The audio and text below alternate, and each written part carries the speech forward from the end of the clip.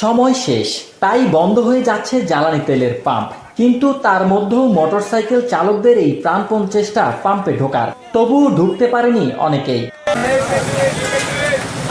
গেল বৃহস্পতিবার চট্টগ্রামের কিউসি পাম্পে তেল নিতে আসে মোটরসাইকেল সহ কয়েকশো গাড়ি। দিনের আলো মানিয়ে রাতেও লাইনে দাঁড়িয়ে ঘন্টার পর ঘন্টা ভোগান্তি পোহায় চালকরা। তবুও কারো ভাগ্যে জুটেছে তেল, কেউ বা হতাশ হয়ে ফিরেছেন বাসায়। এমনই এক অভাগা সাদা কমলা কালার টি শার্ট পরিহিত চাকরিজীবী এই বাইক চালক দুই দিন কয়েক ঘন্টা লাইনে দাঁড়িয়েও মেলেনি কাঙ্ক্ষিত তেল। দীর্ঘ সময় অপেক্ষার পরও যখন শেষ সময় এসেও পাম্পের গেট বন্ধ হয়ে যায়, তখন ক্লান্ত শরীর শান্ত না হয়ে উল্টো অসহ্য যন্ত্রণায় ভেঙে পড়ে। তবে নিজেকে দুর্ভাগা মনে হলেও মুখে তৃপ্তির হাসি এই বাইক চালকের।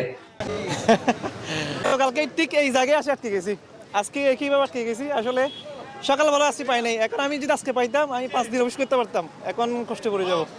শুধু তিনিই নন, মাসখানেক ধরে এরকম বহু চালকদের ভাগ্যে জুটেছে এমন ঘটনা। দীর্ঘ লাইন, অপেক্ষার ক্লান্ত মুখ আর অনিশ্চয়তার দীর্ঘশ্বাস, এটাই এখন চট্টগ্রাম সহ সারা দেশের জ্বালানি পাম্পগুলোর নিত্যদিনের দৃশ্য।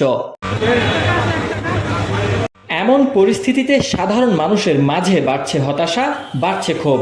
প্রতিদিনের কর্মযোগ্য জীবিকা সবকিছুতেই পড়ছে এর নেতিবাচক প্রভাব। তবে দেশে ধারাবাহিক তেল আমদানি থাকলেও নেই পর্যাপ্ত মজুত ব্যবস্থা।